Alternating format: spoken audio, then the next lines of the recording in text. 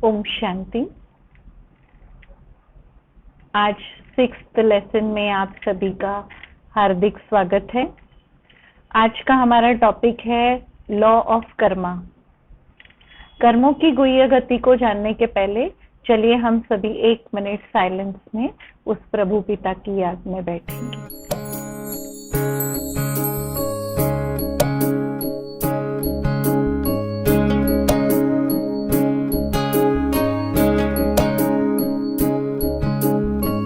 मत कहो खुदा से मेरी मुश्किलें बड़ी हैं, ये मत कहो खुदा से मेरी मुश्किलें बड़ी हैं, ये मुश्किलों से कह दो मेरा खुदा बड़ा है। आती है आंधियाँ तो कर उनका खैर मकदम, आती है आंधियाँ तो कर उनका खैर मकदम, तूफान से ही तो लड़ने खुदा ने तुझे गढ़ा है। ये मत कहो खुदा से मेरी मुश्किलें बड़ी हैं, ये मुश्किलों से कह दो मेरा खुदा बड़ा है, मेरा खुदा बड़ा है, मेरा खुदा बड़ा है।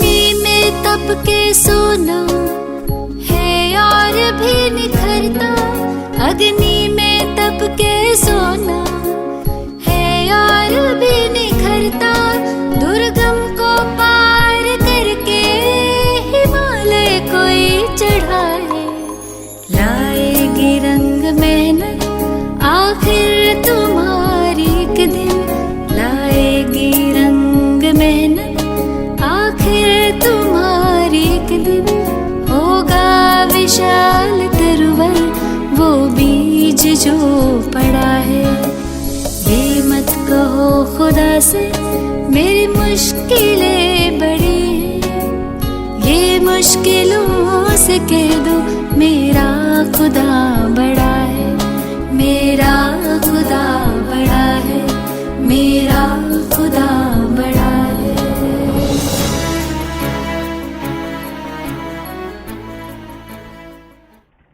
ओम शांति। बहुत ब्यूटीफुल लेसन है आज का, जिसमें हम कर्मों की गुह्य गति को, अपने अनेक जन्मों को स्पष्ट देखेंगे, सुनेंगे। कल हमने काल चक्र को देखा, अलग अलग युगों को देखा। इन युगों में हमारा क्या रोल रहा है और हमारे कैसे जन्म रहे हैं, कितने जन्म रहे हैं, इसको आज हम अच्छी तरह से स्टडी करेंगे। शास्त्रों में कहा गया है मनुष्य 84 लाख योनियों में आता है, और 84 लाख योनियों में अगर अलग अलग प्रकार से जन्म लेता है, अगर 84 लाख योनियां हो, इतने जन्म हो, तो क्या हालत हो जाए मनुष्य की। परमात्मा ने बहुत सुंदर ज्ञान स्पष्ट किया है कि मनुष्य आत्माएं ये 5000 वर्ष के चक्र में केवल 84 जन्म लेते हैं। शास्त्रों में ये बात है, 1,84,00,000। लख के बहुत सारे अर्थ है। लख माना लाख, लख माना देखना, लख माना लक्ष्य। 1,84,00,000 माना देख 84 जन्म। मनुष्य की आत्माएं इतनी सारे जन्म नहीं लेती, और हम मनुष्य की आत्मा मनुष्य का ही जन्म लेती है। आगे जैसे जैसे हम सुनते जाएंगे तो देखेंगे किस प्रकार मनुष्य की आत्मा मनुष्य का ही जन्म लेती है। वही चित्र जो चक्र के रूप में देखा हमने कल, और वृक्ष के रूप में देखा, आज उसको सीढ़ी के रूप में बताया गया है। आप देख रहे हैं चित्र सामने। कि किस प्रकार जो है सीढ़ी के रूप में हम कैसे कैसे जन्म मरण के चक्र में आते गए, एक एक युग की सीढ़ी उतरते उतरते अब अंतिम चरण में आकर हम बैठे हैं। अब फिर से हमें पुनः उस पहली सीढ़ी पर जाना है, उस पहले युग में पहुंचना है। ये संगम युग का समय मिला है जब परमात्मा का इस धरती पर अवतरण हुआ है और वो आकर हमें पुनः एक रीस्टार्ट के लिए प्रेरणा दे रहे हैं। आत्मा को इतना ट्रांसफॉर्म कर दे कि आत्मा पुनः उस पहले जन्म के लिए, उस श्रेष्ठ देवी देवता कुल में जाने के लिए तैयार हो रही है। भारत को देवी भूमि कहा गया है।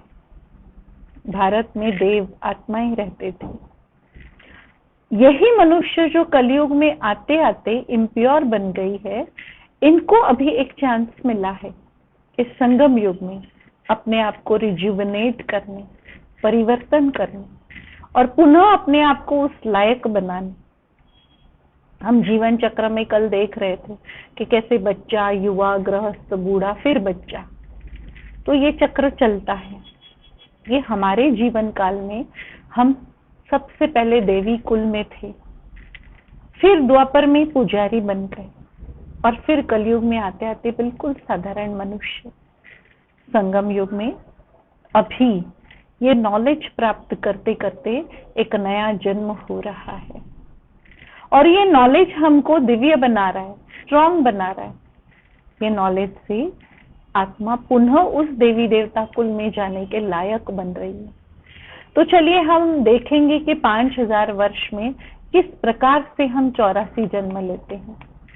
सबसे पहले इस धरती पर सतयुग होता है, जहाँ सभी 16 कला संपूर्ण होते हैं, संपूर्ण निर्विकारी, अहिंसा परमो धर्म, मर्यादा पुरुषोत्तम, सर्वगुण संपन्न होते हैं। और ये जो हम लोग देख रहे हैं साइड में, आत्मा की सतो प्रधान अवस्था, आप अपने स्क्रीन में लेफ्ट साइड में देख रहे हैं कि आत्मा की स्टेज बताई गई है, कितनी ब्राइट स्टेज, सतो प्रधान, प्योर।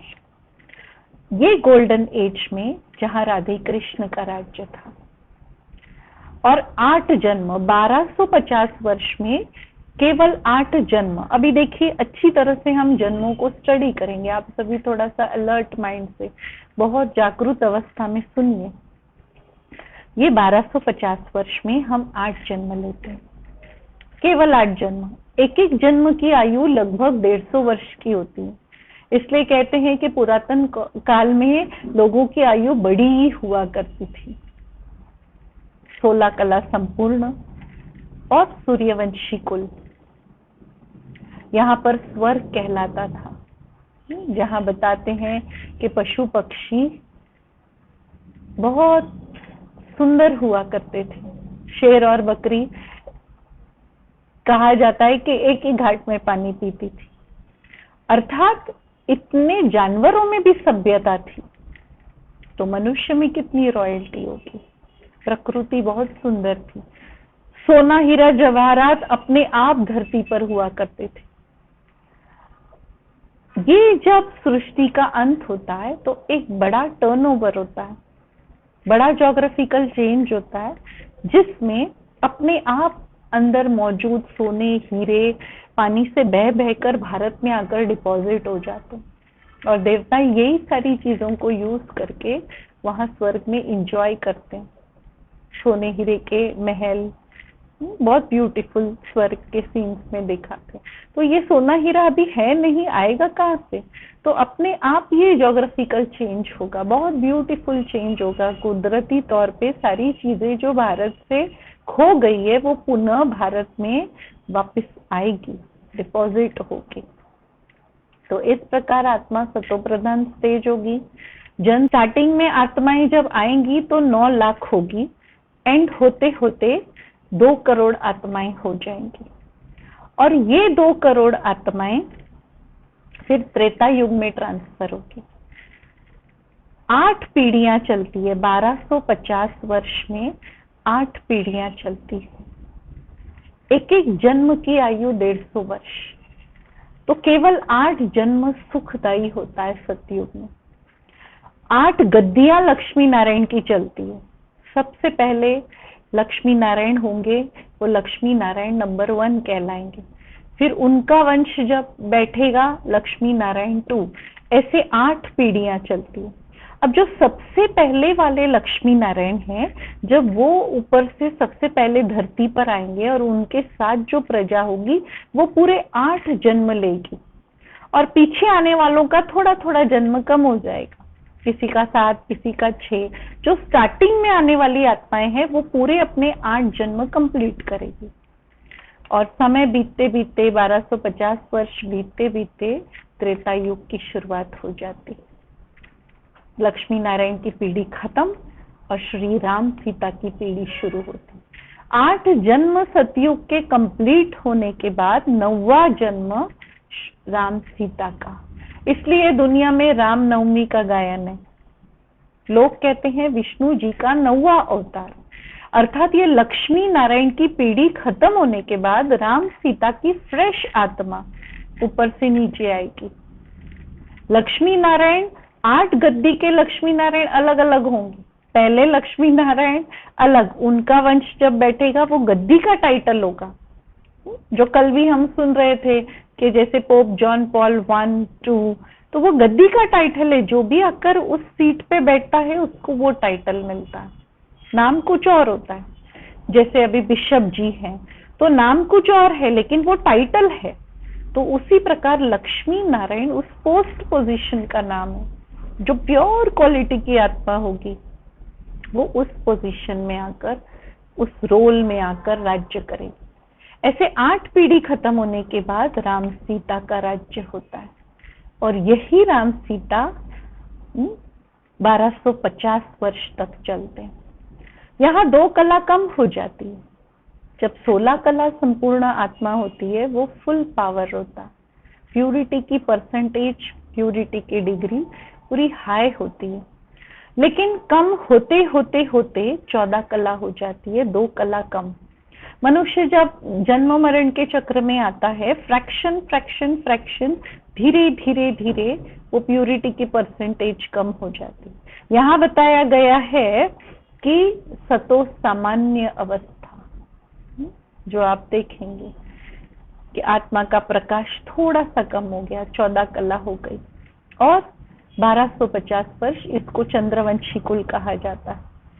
यहाँ पर भी संपूर्ण सुख होगा, लेकिन थोड़ी सी कला कम होने से थोड़ा सा फ्रैक्शन सुख कम हो जाएगा, पर फिर भी दुख का नामो निशान नहीं होगा। और यहाँ 1250 वर्ष में 12 जन्म लेंगे। थोड़े से जन्म बढ़ जाते हैं तो इसीलिए आयु थोड़ी कम हो जाती है, लगभग 125 वर्ष की आयु होती है। यहाँ पर जनसंख्या लगभग 33 करोड़ हो जाते हैं त्रेता के अंत तक, और इसलिए 33 कोटि देवताओं का गायन है। इसी को ब्रह्मा का दिन कहा जाता है। दिन अर्थात नॉलेज, प्रकाश। तो सतयुग में जो आत्माएं थी, त्रेता में जो आत्माएं थी, वो एक धर्म, एक राज्य, एक सत्ता वाली आत्मा थी। आत्मा जागृत थी, प्योर थी, एनलाइटेंड थी, और इसीलिए ब्रह्मा का दिन कहा जाता है कि ज्ञान के संस्कार लेकर जाने वाली आत्माएं बहुत सुंदर श्रेष्ठ जन्म प्राप्त करती हैं। ये पूरे आधा कल्प के 2500 वर्ष के समय को ब्रह्मा का दिन, एक नॉलेज और ज्ञान के संस्कार वाली आत्माओं का राज्य चला, और इसीलिए उसको ब्रह्मा का दिन कहा गया। समय बीतते बीतते जैसे ही त्रेता युग समाप्त हो जाता है, ये इतनी 33 कोटि आत्माएं द्वापर युग में ट्रांसफर हो जाती है। द्वापर युग में केवल 8 कला बचती है। जन्म मरण के चक्र में आते आते आत्मा की कलाएं डिग्रेड हो जाती और केवल 8 कला बचती, जिसको कॉपर एज कहा जाता है। यहाँ पर आप देखेंगे चित्र में कि कैसे सबसे पहले सोमनाथ का मंदिर बना सोने हीरे का राजा विक्रमादित्य के द्वारा, और धीरे धीरे भक्ति बढ़ती गई। अनेक भारत में शिव मंदिर प्रसिद्ध हुए। सबसे पहले एक अव्यभिचारी भक्ति थी, अर्थात एक की पूजा। फिर अनेक देवी देवताओं का साक्षात्कार हो गया, तो श्री कृष्ण जी की पूजा, श्री राम जी की पूजा, हनुमान जी, गणेश जी की पूजा, ऐसे अनेक देवी देवताओं की पूजा शुरू हुई, देवियों की पूरी पूजा शुरू हुई, नवरात्रि शुरू हुई। और फिर आते नीचे उतरते पेड़ पौधे, ये 5 तत्वों की भी पूजा शुरू, जहां एक तरफ मनुष्य भक्ति में लग गए, दूसरी तरफ अनेक धर्म पिताओं के द्वारा धर्म की जागृति भी होने लगी, धर्म की स्थापना भी होने लगी। भक्ति भी शुरू हुई, धर्म की स्थापना भी हुई। और आप चित्र में छोटा सा रावण का चित्र देख रहे हैं कि ये 5 विकारों की प्रवेशता मनुष्य में हुई। रावण माना कौन? रावण कहते एक ऐसे असुर थे, सीता को चुराया। भक्ति में कहते हैं, भजन है कि घर घर में रावण बैठा है, इतने राम मैं कहां से लाऊं। वो रावण तो फिर भी ठीक था, आज की जो दुनिया में रावण है वो तो कितने स्त्रियों को उठाते हैं, कितने मारकाट करते हैं, कितना कुछ हंगामा हो रहा है, पता भी नहीं चलता, शरीर के टुकड़े टुकड़े कर कर फेंक देते हैं। तो ऐसे समय पर कहाँ है श्री राम जी, कहाँ है जी श्री कृष्ण जी? तो ऐसा कोई 10 शीश वाला रावण नहीं था। ये 5 विकार, स्त्री में 5 विकार, पुरुष में इसको रावण कहा जाता है। काम, क्रोध, लोभ, मोह, अहंकार, ये 5 विकार रूपी रावण आज हर एक मनुष्य के अंदर बैठा हुआ है। लोगों को लगता है काम विकार नहीं होगा तो सृष्टि आगे कैसे चलेगी, क्रोध नहीं होगा तो रूल्स रेगुलेशन डिसिप्लिन कैसे मेंटेन होगा, लोभ नहीं होगा तो हमारी तिजोरी कैसे भरेगी, मोह नहीं होगा तो आपस में प्यार कैसे रहेगा, अहंकार नहीं होगा तो लोग हमको सलाम कैसे करेंगे। तो लोगों को लगता है कि ये 5 विकार एसेंशियल है, बहुत जरूरी है, और इसीलिए जो है ये विकारों के वश हो रहे मनुष्य। यही रावण आज हर एक के अंदर पनप रहा है, बढ़ रहा है। देखिए, रावण दशहरा मनाते, हर साल रावण की एफिजी बड़ी बनाते, 12 फुट तो 14 फुट, फिर 16 फुट। पहले श्री राम तीर मारता था, अभी हेलीकॉप्टर से आके तीर मारना पड़ता है क्योंकि रावण इतना बड़ा हो रहा है। तो रावण का पुतला बड़ा हो रहा है कि हर एक मनुष्य के अंदर विकार बढ़ रहे हैं। हम पहुंचते पहुंचते कलयुग अंत में आ गए। लोग कहते घोर कलयुग, घोर कलयुग नर्क कहा गया, इसको रौरव नर्क कहते, दोजक नाम दिया गया। तो ये किस कारण से, ये विकार जो बढ़ रहे हैं मनुष्य में, इस कारण से। इसमें हम किसी एक मनुष्य को दोष नहीं दे सकते, लेकिन आज सारे विश्व में ये विकार छाए हुए, और यही कारण है कि मनुष्य के कर्म दूषित होते जा रहे हैं। तो द्वापर युग में ये धीरे धीरे विकार शुरू हो गए। सतयुग त्रेता में निर्विकारी थे, संकल्प मात्र भी काम, क्रोध, लोभ, मोह, अहंकार का नहीं था, उनको ये शब्द भी पता नहीं थे। और द्वापर युग में धीरे धीरे जैसे भक्ति शुरू हुई, धर्म पिताओं ने आकर अपने धर्म की स्थापना की, दूसरी तरफ मनुष्य के अंदर ये विकार शुरू हो गए। जहां विज्ञान की ओर मनुष्य प्रोग्रेस हो रहा है, वहां संस्कृति धीरे धीरे घटती जा रही है। आज कोई भी चीज का डेवलपमेंट बहुत इंपॉर्टेंट है, और आज समय के साथ हर साधन, हर चीजों का हमको नॉलेज होना भी चाहिए, लेकिन उसके साथ हमारी संस्कृति, हमारी सभ्यता, इसको भी हमें आगे बढ़ाना है। हमारी क्वालिटीज, ओरिजिनल क्वालिटीज को रियलाइज करके उसको भी हमें आगे लेना। तो इस प्रकार जो है कि द्वापर युग में आते आते, चक्कर में आते आते 150 करोड़ से भी ज्यादा आत्माएं हो जाती है, और द्वापर युग में 21 जन्म होते हैं। अब 1250 वर्ष में 21 जन्म, तो एक एक जन्म की आयु नेचुरली कम हो जाती है। सतयुग में सभी की आयु 150 वर्ष होती है, त्रेता युग में लगभग सभी की आयु 125 वर्ष की होती है। लेकिन जैसे ही द्वापर युग में आते हैं तो सबकी आयु डिफरेंट हो जाती है, क्योंकि यहाँ पर कर्म का खाता खुल जाता है। सतयुग में सभी के कर्म अकर्म होते हैं, माना कोई खाता नहीं होता कर्म का, कोई बैंक नहीं होती सतयुग त्रेता में, वहां कर्म अकर्म रहते, कर्मों की कोई गिनती नहीं होती। लेकिन द्वापर युग से मनुष्य कर्म, पुण्य कर्म, पाप कर्म, इसका डिफरेंशिएट शुरू हो जाता है। फिर भी द्वापर के स्टार्टिंग में राजा महाराजाएं थे, काफी पुण्य कर्म किए। 1250 वर्ष में 21 जन्म, हर एक अपनी कर्म फिलॉसफी अनुसार जन्म लेना शुरू करता। किसी की आयु 80 साल, 90 साल, किसी की 70 साल। फिर भी द्वापर युग में काफी लंबे जिया करते थे, लगभग 100 साल तक भी उम्र होती थी, क्योंकि हिसाब किताब कम थे मनुष्य के कर्म के। लेकिन सबकी आयु हर जन्म की, पूरे 21 जन्म में हर जन्म की आयु डिफरेंट। जैसे सतयुग त्रेता में लगभग कांस्टेंट था जन्म हर एक का, लगभग 150 साल तक हर एक मनुष्य हर जन्म में लेता था। लेकिन द्वापर युग में हर जन्म की आयु डिफरेंट हो जाती है और हर व्यक्ति की डिफरेंट हो जाती है। ऐसे 21 जन्म लेते हैं, तो सतयुग के 8 जन्म, त्रेता के 12-20 जन्म और द्वापर युग के 21 जन्म, तो टोटल हो गए 41 जन्म। अब ये पूरे 41 जन्म भी कौन ले पाता है? जो स्टार्टिंग में फर्स्ट जन्म के लक्ष्मी नारायण होते हैं, वो पूरे 41 जन्म कंप्लीट करते हैं। जो त्रेता में आने वाली आत्माएं हैं वो तो 8 जन्म मिस हो गए उनके, तो वो माइनस हो जाते। और जो त्रेता युग के अंत में आती है आत्माएं, उनका तो फर्स्ट जन्म होता है। श्री राम सीता की 12 पीढ़ियां चलती है।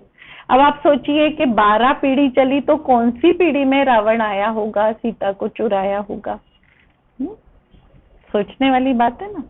आगे देखते जाएंगे, हम समझते जाएंगे धीरे धीरे। तो इस प्रकार जो है द्वापर युग में 21 जन्म लेते हैं।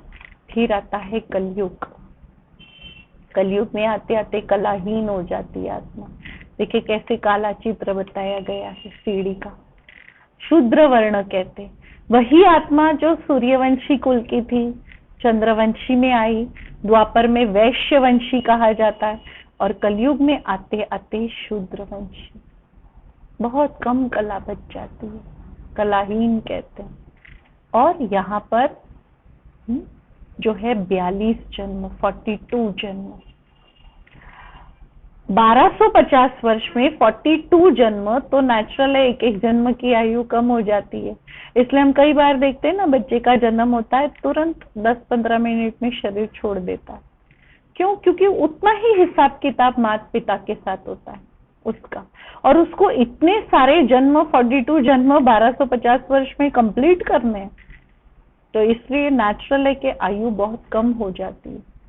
जैसे जैसे जन्म बढ़ते जाते हैं आयु कम होती जाती है, हिसाब किताब बढ़ते जाते हैं, आयु और कम होती जाती है। कलयुग में आते आते मनुष्य ज्यादा डिप्रेशन में दुखी होते जाते हैं।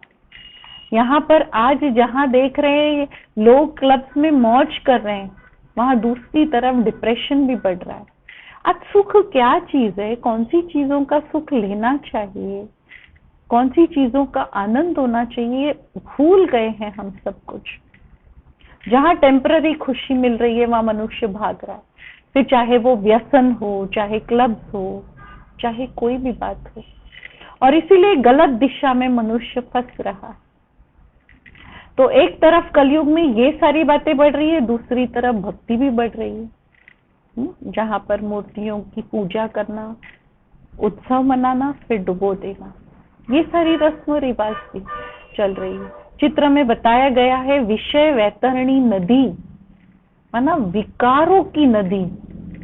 विष बढ़ता जा रहा है मनुष्य के अंदर। हमारे अंदर जब विचार नेगेटिव हो जाते, क्रोध वाले हो जाते, ईर्ष्या वाले हो जाते, उसको कहा जाता है टॉक्सिक थॉट्स, जो शरीर में जहर प्रदान करते हैं। कुछ ऐसे द्रव्य, ऐसे केमिकल्स निर्माण होते हैं जो शरीर की रोग प्रतिकारक शक्ति को कम करते हैं, इसलिए उसको टॉक्सिक थॉट्स कहते हैं। तो ऐसे विचारों से जब वातावरण बन जाता है उसको विषय वैतरणी नदी कहते हैं। और आज तो इतना कुछ कलयुग में हो रहा है, रोज के न्यूज़पेपर्स में देखो, न्यूज में देखो तो कुछ ऐसी खबरें होती, कभी बहुत सुंदर सुंदर खबरें बहुत कम मिलती है हमको खुशी की। और अभी जब ये समय चल रहा है कोरोना का, कोविड-19 का, तो रोज की खबरें मिल रही जिससे मन धड़क जाता। तो ये कलयुग के वातावरण में हम आ गए। देखिए आत्मा की स्टेज बताई गई है, बिल्कुल इम्प्योर हो गई है, तमो प्रधान हो गई। वही आत्मा जो ब्राइट थी, सतो प्रधान थी, वही उतरती कला में आते आते आते आते साधारण मनुष्य बन गए। वही आत्माएं जो देवी कुल कहलाती थी, श्रेष्ठ कहलाती थी, वो आते आते आते इम्प्योर बन गए। 42 जन्म, तो सतयुग के 8 जन्म, त्रेता के 12, द्वापर के 21, कलयुग के 42, टोटल 83 जन्म हो जाते। और जब लगभग 83 जन्म हो जाते हैं, इसको ब्रह्मा की रात, ये घोर कलयुग कहा जाता है, जहां अज्ञान का अंधकार, जो नॉलेज की रोशनी थी वो कहीं गुम हो गई और मनुष्य उजियाले में रहते हुए, बहुत सारे लाइट्स में रहते हुए भी अंधकार की महसूसता करता है। आज लोगों में रहते हुए भी कई बार अकेलेपन की महसूसता करता है। ये है ब्रह्मा की रात का समय। और फिर जब ये घोर कलयुग का समय होता है, तब परमात्मा का इस धरती पर अवतरण होता है और वो कहते हैं ये संगम युग में मैं आया हूं। कलयुग के अंत और सतयुग के आदि के ये बीच का समय, जो आत्माएं सतयुग में थी, जो 9 लाख आत्माएं स्टार्टिंग में थी, एंड होते होते 2 करोड़ आत्माएं हो गई, वो सारी इस संगम युग को पहचान कर परमात्मा का नॉलेज लेना शुरू करती है। वो रियलाइज करती है कि हाँ, परमात्मा का इस धरती पर अवतरण हो चुका है, वे आ चुके हैं। हम तो कितना पुकार रहे हैं, पर परमात्मा इस धरती पर अवतरित हो चुके हैं। दुनिया में कहावत है कि चित्रकूट की घाट पर भई संतन की भीड़, तुलसीदास चंदन घिसे तिलक देत रघुवीर। चित्रकूट की घाटी पर बहुत सारे संत इकट्ठे हुए थे। तुलसीदास जी उनको प्रवचन करते करते कहने लगे कि आज रघुवीर आएंगे, चलो हम चंदन घिसते हैं। रघुवीर आएंगे, टीका देकर जाएंगे। चंदन घिसते घिसते रात हो गई, दूसरे दिन सुबह हो गई, पर रघुवीर तो नहीं आए। सभी संत थक गए। तुलसीदास जी ने कहा चलो अभी घर लौटते हैं। सभी संत अपने अपने घर लौटे, अपने अपने आश्रमों में लौटे। तुलसीदास जी भी अपने घर आए। जब आकर आईने में सभी ने अपना चेहरा देखा तो सभी के माथे पे टीका लगा हुआ था। तब रियलाइज हुआ कि हम चंदन घिसने में इतने लगे हुए हैं कि रघुवीर आए, टीका देके चले गए, हमें पता ही नहीं चला। हम सभी की भी कुछ ऐसी हालत है। हम लोग पुकारने में, भगवान को याद करने में, चंदन घिसने में लगे हुए हैं, पर वो रघुवीर, वो परमात्मा तो धरती पर आ चुका है, अभी जाने का समय हो गया है। वो हमको रियलाइज करा रहे कि चलो अभी मैं तुम सभी आत्माओं को लेने आया हूं। अपने महावाक्य में वो नित्य कहते हैं कि अब वापस लौटने का समय है। संध्या का समय होता है तो पंछी भी जंगल में वापस चले जाते हैं, जानवर भी लौट जाते हैं। हर किसी को पता होता है कि अभी लौटना है, क्योंकि संध्या का समय। तो ये ब्रह्मा की रात का समय, ये अंत का समय, ये लौटने का समय, लौट कर पुनः एक रीस्टार्ट करने का समय। व्यक्ति थक कर घर आता है, आराम करता है, पुनः दौड़ के सुबह ऑफिस जाता है। ऐसे ये अंत काल में अभी हमें घर लौटना है, उस ब्रह्म लोक में लौटना है, और वो परमात्मा अभी हमें लेने आए हैं। इस संगम युग में, इस ब्रह्मा के तन में आकर वो नॉलेज सुना रहे हैं। तो हमने देखा कि एक जन्म संगम युग का, तो टोटल कितने जन्म हो गए? 8 जन्म सतयुग के, 12 जन्म त्रेता के, 21 जन्म द्वापर के, 42 जन्म कलयुग के, 1 जन्म संगम युग का। और इसको लीप युग, ये गुप्त जन्म है। जब लगभग सतयुग के स्टार्टिंग वाली सभी आत्माओं का 83 वाला जन्म, 83rd वाला जन्म, लगभग 82, 83rd वाला जन्म चल रहा होता है, तब परमात्मा का दिव्य अवतरण होता है। नॉलेज मिलने से हम कहते हैं नया जन्म हो गया। आज आप सभी ये ऑनलाइन कोर्स कर रहे हैं, सभी देख रहे हैं, सुनते सुनते जैसे जैसे ट्रांसफॉर्मेशन हो रहा है, जैसे जैसे लिंक उस परमात्मा से जुड़ रही है, एक नया जन्म आप सभी का भी हो रहा है। और ये नया जन्म है 84वां जन्म, क्योंकि अभी कलयुग के अंत में हम आकर खड़े हो चुके। तो ये नॉलेज वाला जन्म है। जैसे कोई व्यक्ति बहुत क्रिटिकल कंडीशन में हो और डॉक्टर बचा ले, तो कहता है कि मुझे आपने नई जिंदगी दी। ऐसे परमात्मा की इस नॉलेज से, उनकी विवेक शक्ति से, उनके सानिध्य से, उनके साथ योग लगाने से एक नया जन्म प्राप्त हो जाता है। यहाँ आत्मा का बहुत सुंदर सीढ़ी में साइकिल देखेंगे कि कैसे आत्मा सतो प्रधान आत्मा पहले सतयुग में आई, फिर उतरते उतरते त्रेता युग में आई, अपने 12 जन्म कंप्लीट किए, फिर आत्मा की स्टेज और कम हो गई, द्वापर युग में आई, यहाँ 21 जन्म कंप्लीट किया, कलयुग में आ गई, बिल्कुल तमो प्रधान हो गई, और फिर अब संगम युग में आ रही है। अब नॉलेज और मेडिटेशन से अपने आप को प्योर बना के परम धाम जाएगी, और फिर परम धाम से जो आत्माओं का पार्ट होगा, फिर पुनः वो आत्मा सतयुग में पहुंचेगी। तो हम देखेंगे कैसे सतयुग में पहुंच गई आत्मा। तो ये साइकिल है जो चल रहा है आत्माओं का।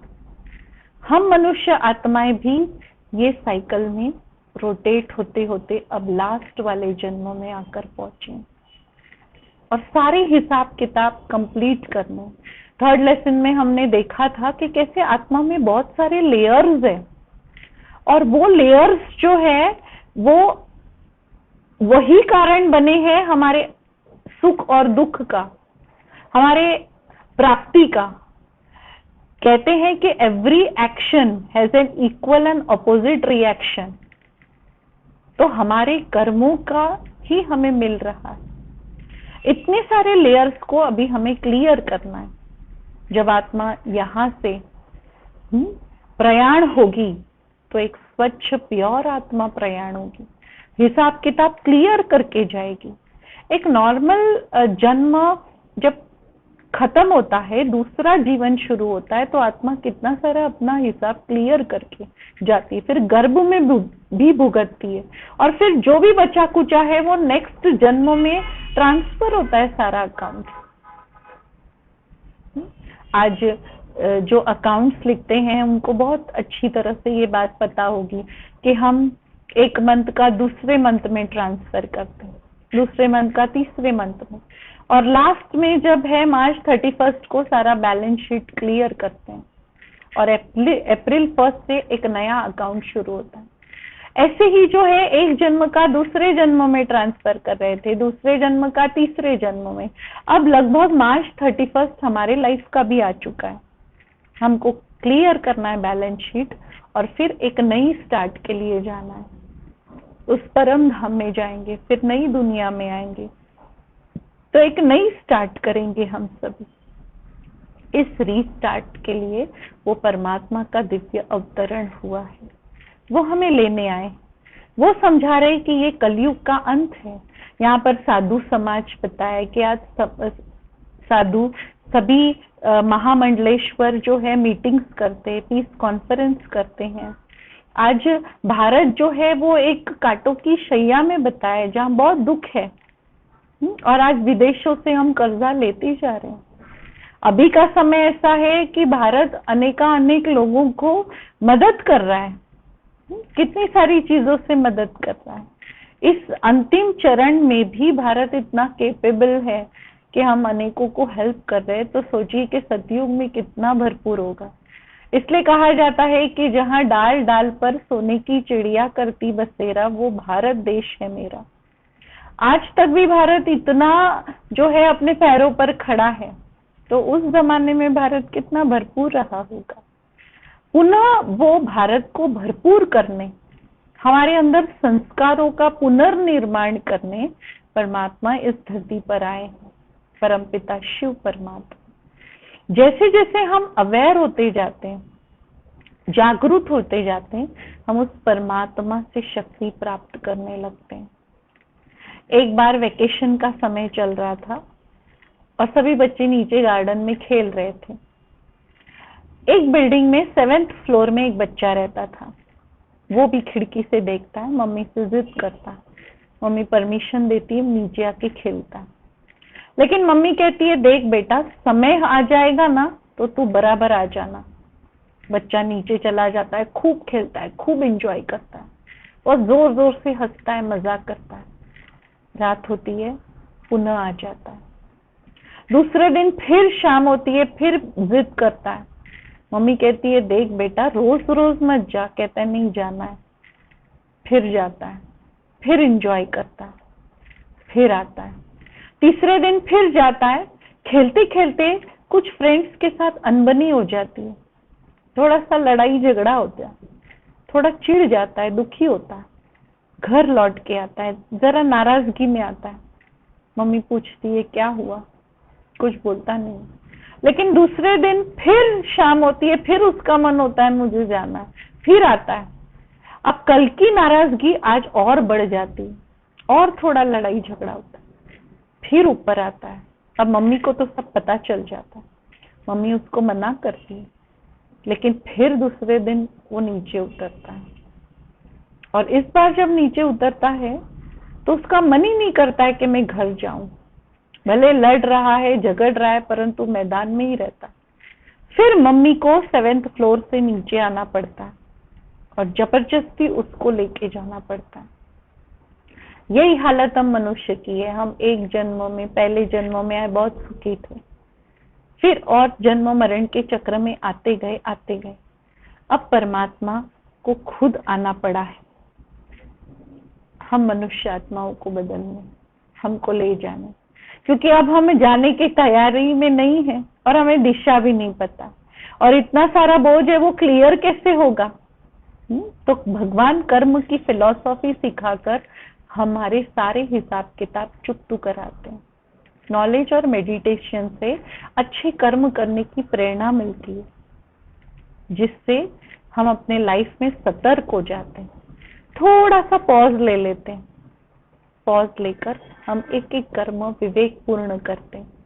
इसलिए कहा गया है, जो करेगा सो पाएगा, जितना करेगा उतना पाएगा, जैसा करेगा वैसा पाएगा।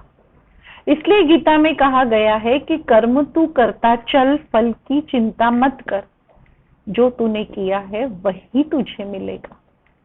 और कर्म फिलॉसफी में हम देखते हैं बहुत सारे ऐसे दुनिया में किस्से हैं जिसको अगर स्टडी करें तो समझ में आता है कि हमारे कर्मों का ही हमको मिल रहा है। हमारे पास्ट लाइफ में क्या क्या बातें घटित हो गई, उसी का हमें मिल रहा है। इससे किसी को नहीं दोष दे सकते हम। जो मैं आगे भी बता रही थी कि हर इंसान निर्दोष है, केवल मुझे अपने कर्मों के अकाउंट को, बैलेंस को ठीक करना है, उसको क्लियर करना है। जो मैं आपको पहले लेसन, सेकेंड लेसन में बता रही थी कि एडगर केसी एक बहुत अच्छे जो है साइंटिस्ट होके गए हैं, जो हिप्नोटिक रेग्रेशन के द्वारा अनेक आत्माओं के पूर्व जन्म को देखकर उनके वर्तमान के कर्मों को स्पष्ट करते थे। ये उस समय की बात है जब हिटलर का राज्य था, और हिटलर के राज्य में बहुत क्रूरलिटी थी। सुबह उठते ही लोगों को गरम सलिया करके चटका लगाया जाता था। तो इस समय की बात है कि बहुत सारे ऐसे कर्म हुआ करते थे, बहुत सारे ऐसे। तो एक किस्सा उस टाइप का भी जो है मैं आपको बताना चाहूंगी कि एक व्यक्ति था, अपने लाइफ में अच्छे कर्म कर रहा था, लेकिन बचपन से उसको शरीर में कुछ अलग अलग प्रकार के दाग थे। और बहुत सारी ट्रीटमेंट करने के बाद भी वो दाग निकलते नहीं थे, वैनिश नहीं होते थे। और जैसे उम्र के साथ वो बड़ा होता गया, ये दाग में दर्द शुरू हो गया। उनका एक नजदीकी मित्र जो है वो एडगर केसी का फ्रेंड था। एडगर केसी को पूछा गया, स्टडी किया एडगर केसी ने, तो कहा कि 4 जन्म पहले जब हिटलर का राज्य था तो गरम सलिया करके सबको रोज चटका लगाता था। रोज खाने को केवल 24 घंटे में 10 बिस्किट देता था, और 10 बिस्किट की भी गिनती हिसाब रखता था वो। और सुबह सुबह उठकर हर एक को लाइन लगा के चटका लेना है। अब कल का जख्म खत्म हुआ ही नहीं है और आज नया जख्म, ऐसे दाग हो जाते थे, बहुत तकलीफ में होते थे। और फिर वो पत्थर तुड़वाता था, मेहनत करवाता था उस हालत में, सिर्फ 10 बिस्किट देकर। तो सलिया गरम करके चटका लगाने की ड्यूटी इस व्यक्ति की थी। तो कहता है तूने अनेक को सलिया गरम करके चटका लगा, इसलिए इस जन्म में तुझे इतने दाग। तो सुनकर ये व्यक्ति को एकदम शौक लगा कि बाप रे, मैं ऐसा काम करता था, अभी इस जन्म में तो मैं नहीं कर रहा हूं, अभी मैं क्या करूं। तो एडगर केसी कहते जाओ कन्फेस करो भगवान के आगे। तो चर्च में जाता है, वहां कन्फेशन बॉक्स होता है, प्रीस्ट बैठे होते हैं, पर्दा लगा होता है बीच में, और कन्फेस करता है कि ये 4 या 5 जन्मों पहले मैंने ऐसे ऐसे कर्म किए थे। प्रीस्ट उनको कहते हैं रोज सुबह उठकर अनेक आत्माओं से क्षमा मांग और क्षमा कर भी, क्योंकि इस जन्म में तो तुमको पता ही नहीं कि कौन कौन लोग थे, पर कहीं ना कहीं सुषुप्त अवस्था में उनको जो तकलीफ पहुंची थी वो तुम्हारी आत्मा में कर्म बनकर सेटल डाउन है। क्लियर कर। वो लगातार रोज क्षमा मांगने लगा, दुआ देने लगा और क्षमा करने भी लगा अनेकों को। और फिर 1-2 साल में उसके सब दाग क्लियर होते गए, दर्द खत्म होते गए। तो देख लिया कर्म फिलॉसफी किस प्रकार से होती है कि जो कर्म हम करते हैं उसका अच्छा या बुरा फल हमें जरूर मिलता है। और इसीलिए जो है कि अनेक जन्म हमने क्या किया है हमें पता नहीं, पर आज वर्तमान में जो दुख मिल रहा है उससे हम समझ सकते हैं, क्योंकि जो हम करते हैं वो आत्मा में रिकॉर्ड हो जाता है। आत्मा जब गर्भ में आती है ये सारा हिसाब लेके जाती है, और जैसे ही बच्चे का जन्म होता है सारा हिसाब उसके ब्रेन में ट्रांसमिट हो जाता है, और वो समय अनुसार उम्र के बढ़ते बढ़ते वो एक एक कर्मेंद्रियों में स्प्रेड होता है। मान लीजिए इस हाथों से कोई गलत काम किया है तो रिकॉर्ड हो गया आत्मा में। अब आत्मा ने जाकर दूसरा जन्म लिया, बच्चा बड़ा हो जाएगा, रिकॉर्ड है ये हाथ के बुरे कर्म का, धीरे धीरे वो ट्रांसफर होगा कि लास्ट जन्म में तुमने हाथों से गलत काम किया था, वो ट्रांसफर होगा और धीरे धीरे हाथों का दर्द शुरू हो जाएगा, या अन्य कोई तकलीफ होगी, या सक्सेस नहीं मिलेगा हाथों से कर्म करने के बाद। कई प्रकार के दुख आएंगे जैसा कर्म किया होगा, और हम मेडिसिन करते जाएंगे, हम और कुछ काम करते जाएंगे, हम सोचते जाएंगे क्यों ऐसा हो रहा। कितना कई बार लोगों को इतनी तकलीफ होती, कितना इलाज करने के बाद भी ठीक नहीं होता। अलग अलग डॉक्टर चेंज करते, अलग अलग दवाई चेंज करते हैं, यहाँ ठीक कर रहे लेकिन यहाँ कहाँ ठीक कर रहे। केवल यहाँ ठीक करने से कुछ नहीं होगा, यहाँ भी ठीक करना होगा। जब दोनों ठीक होंगे तब हिसाब डिलीट होगा, तब तक हिसाब नहीं डिलीट होगा। बोला हुआ शब्द, किया हुआ कर्म साथ जाता है, जमा होता है, अच्छे का अच्छा, बुरे का बुरा प्राप्त होता है। तो इसीलिए हम अपने कर्मों पर अटेंशन रखें और श्रेष्ठ कर्म सुकर्म करें। सतयुग में कर्म अकर्म होते हैं, द्वापर में पुण्य कर्म होते, कलयुग में विकर्म होते, और ये विकर्मों का खूब सारा बोझ है। संगम युग में कर्म सुकर्म होते, श्रेष्ठ कर्म होते। परमात्मा के महावाक्य सुनते सुनते थॉट्स इतने क्लीन हो जाते हैं कि मनुष्य अपने आप श्रेष्ठ कर्म, अच्छे कर्म करने लगता है। तो इसीलिए मेडिटेशन में हम रोज क्षमा मांगे भी, मेडिटेशन का प्रयोग करें। इस संस्था में बहुत छोटे छोटे सुंदर सुंदर प्रयोग किए जाते हैं, कभी बीमारी पर, कभी अपने संस्कारों पर, कभी किसी दूसरी आत्माओं के दुख दर्द पर, कभी सुख शांति पर। ऐसे ही अपने किए हुए पास्ट कर्म को हम मेडिटेशन में बहुत अच्छे वाइब्स, पावरफुल प्यूरिटी के वाइब्स लेकर डिलीट करते हैं। उसके साथ साथ जो है कि हम रोज क्षमा मांगते हैं कि अनेक जन्म अनेक आत्माओं को हमने कितना दुख दिया होगा, ये कर्मेंद्रियों से कितने विकर्म किए होंगे, वाणी से किए होंगे, सभी आत्माएं मुझे क्षमा करते, और मुझे भी कितनी आत्माओं से तकलीफ मिला होगा, तो मैं भी उनको क्षमा कर दूं। देखिए, ऐसा प्रयोग करके देखिए, हल्का लगता है। ऐसे भी दुनिया में कहते कि when we forgive and forget we be light, we feel light। तो जैसे ही हम क्षमा करते हैं, भूल जाते हैं, सब कुछ आत्मा से डिलीट हो जाता है और अपने आप दर्द खत्म हो जाता है। तो ये करना भी जरूरी है, एक्सरसाइज करना, दवाई करना भी बहुत जरूरी है, लेकिन उसके साथ साथ यहाँ से डिलीट करना भी जरूरी है मेडिटेशन के द्वारा। कर्म फिलॉसफी हमें यही सिखाती कि जैसा कर्म करोगे वैसा ही फल पाओगे। एक बार एक हाई कोर्ट के जज रात को पार्टी अटेंड करके जा रहे थे। रास्ते में अचानक देखा कि कुछ गुंडे एक कार में से व्यक्ति को बाहर निकाल के मार रहे हैं। जैसे इनकी गाड़ी नजदीक पहुंची, फटाफट गाड़ी में भाग गए गुंडे, पर एक दो व्यक्ति का चेहरा इन्होंने देख लिया था और वो घायल व्यक्ति को फटाफट कार में लेके वो हॉस्पिटल में एडमिट किया उन्होंने। लेकिन कुछ ही घंटों में उसने शरीर छोड़ दिया क्योंकि बुरी तरह से जख्मी था। देख के एकदम शॉक हो गए, क्योंकि वही चश्मदीद गवाह थे। कुछ समय के बाद उनके पास वो केस आया और वो जो व्यक्ति विक्टिम थे, जो व्यक्ति गुनहगार थे, वो सब उनके सामने खड़े थे। लेकिन सबूत कोई इनोसेंट व्यक्ति के ऊपर था। एक इनोसेंट व्यक्ति कटघरे में खड़ा था जो अपनी सजा कबूल भी कर रहा था, और अपने हाथ से इनको पता है कि ये व्यक्ति गुनहगार नहीं है, तो भी उनको लिखना पड़ा। चश्मदीद गवाह होने के बाद भी सारे सबूत दूसरे व्यक्ति के पास थे। जब ये सब हो गया, जब व्यक्ति, इनोसेंट व्यक्ति जेल में चला गया, कुछ दिन बाद ये उससे मिलने गए और पूछा कि क्या तेरी मजबूरी थी जो तूने ये भूल कबूल की? मुझे पता है कि तू इनोसेंट है क्योंकि मैंने देखा है, फिर भी क्या कारण था? तो बहुत मुस्कुराते हुए कहता है कि कुछ थी प्रॉब्लम्स, कुछ मजबूरियां थी जिससे मुझे स्वीकार करना पड़ा, लेकिन कुछ साल पहले मैंने एक बहुत बड़ा गुनाह किया था, उस वक्त मैं छूट गया था।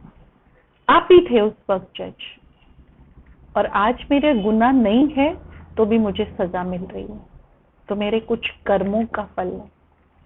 तो जो कर्म हम करते हैं उसका कहीं ना कहीं फल हमको जरूर मिलता।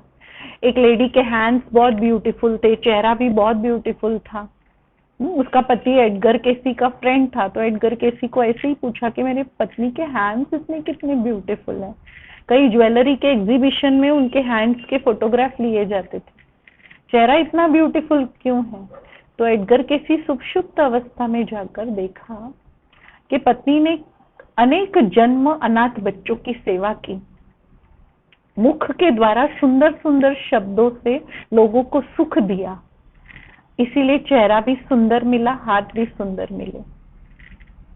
और दूसरी तरफ एक लेडी बहुत ज्यादा वेट वाली थी, बहुत बीमार रहती थी। जब उसके जन्मों को स्टडी किया तो पता चला कि 3-4 जन्म पहले बहुत सारे हेल्दी लोगों को, थोड़े से वजन वाले लोगों को देखकर वो हंसती थी, उनके प्रति बहुत संकल्प चलाती थी और लोगों के साथ अच्छा व्यवहार नहीं करती थी, और इसलिए इस जन्म में उसको बहुत अधिक बीमारियां, बहुत स्थूलता हो गई। तो जो भी मिल रहा है, शरीर मिल रहा है, संबंधी मिल रहे हैं, माता पिता मिल रहे हैं, जो सक्सेस मिल रहा है या फेलियर मिल रहा है, ये केवल हमारे अपने कर्मों के गति के कारण। और इसीलिए चाहिए कि हम अपने कर्मों को श्रेष्ठ बनाएं, अच्छे कर्म बनाएं, सुकर्म बनाएं। राजयोगा मेडिटेशन हमको एक प्रेरणा देता है कि हम थोड़ा सा लाइफ में स्टिल हो जाए, सोच समझ कर कर्म करें और अपने कर्मों के खाते को अच्छा बनाएं। जो पिछला कर्म का खाता है उसको डिलीट करें और अभी हम अच्छे अच्छे कर्मों से अपने आप को सजाएं, संवारें।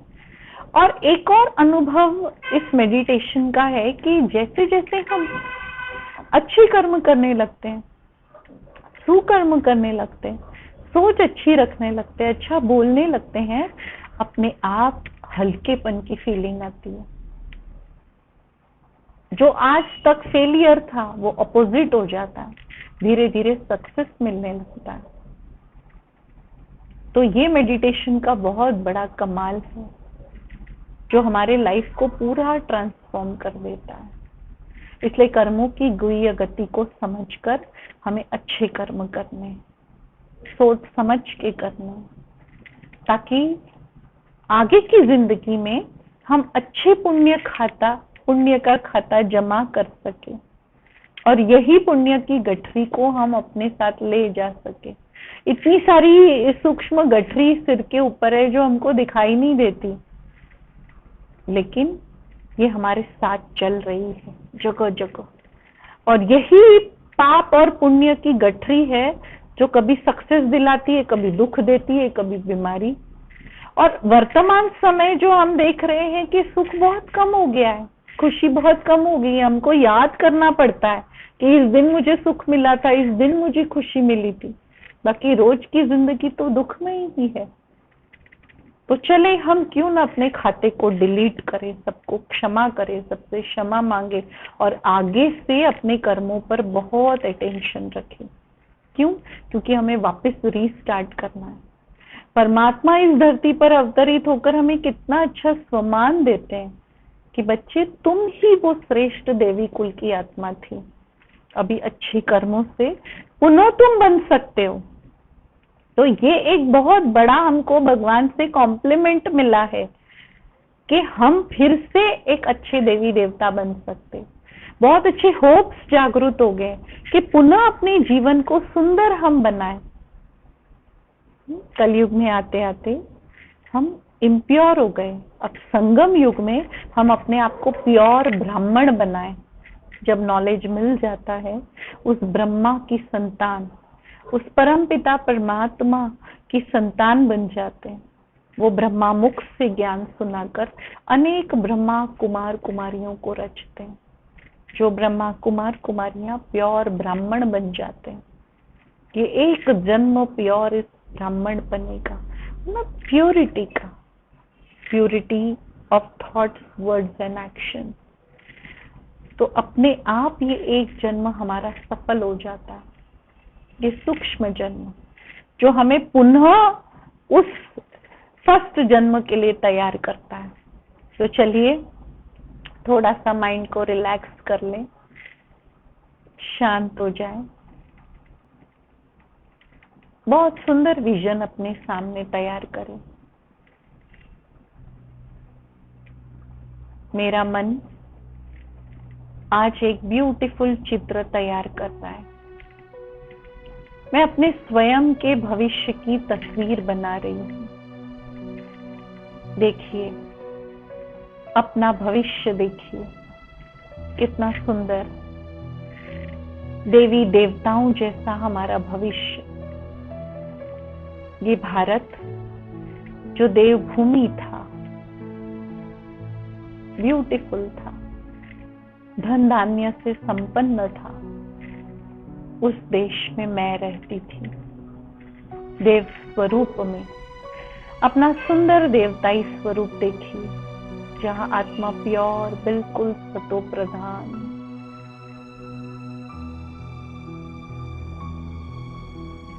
उस स्टेज तक मुझे पहुंचना है। मैं लाइफ के एक एक माइलस्टोन्स को पार करती जा रही हूँ, आगे बढ़ती जा रही हूँ। बहुत सारे विघ्न, हर्डल्स मेरे सामने आ रहे हैं, परंतु परमात्मा की शक्ति, परमात्मा का साथ लेकर मैं आगे बढ़ती जा रही हूँ। आत्मा में एक अद्भुत बल जमा हो रहा है। आत्मा स्ट्रॉन्ग होती जा रही है, शक्तिशाली होती जा रही है। मुझ आत्मा का विवेक जागृत हो रहा है, आंतरिक सुषुप्त शक्तियां जागृत हो रही हैं और मैं बिल्कुल अलर्ट हो गई हूँ। लाइफ के एक एक कर्मों को सोच समझ कर रही हूँ। परमात्मा की शक्ति से पिछले कर्मों के खातों को डिलीट करती जा रही हूँ। जहां एक तरफ आत्मा स्वच्छ बन रही है, वहां दूसरी तरफ आत्मा भरपूर हो रही है। जहां एक तरफ विकर्म का खाता डिलीट हो रहा है, वहां दूसरी तरफ पुण्य कर्म का खाता जमा हो रहा है।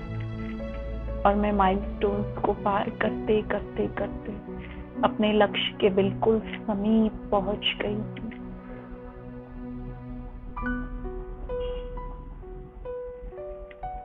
ये मेरा अल्टीमेट लक्ष्य मुझे मिल रहा है। संकल्पों को साकार करने की ताकत अब मुझ में आ गई है। परमात्म शक्ति से मैं अपने संकल्पों को साकार कर रही हूँ। बहुत ब्यूटीफुल आत्मा उस सतयुग में जाने के लिए तैयार हो गई। सुंदर भारत में राज्य करने के लिए तैयार हो गई। परमात्मा की शक्ति से मैं आत्मा सशक्त और सुंदर बन गई। ओम शांति, ओम शांति, ओम शांति।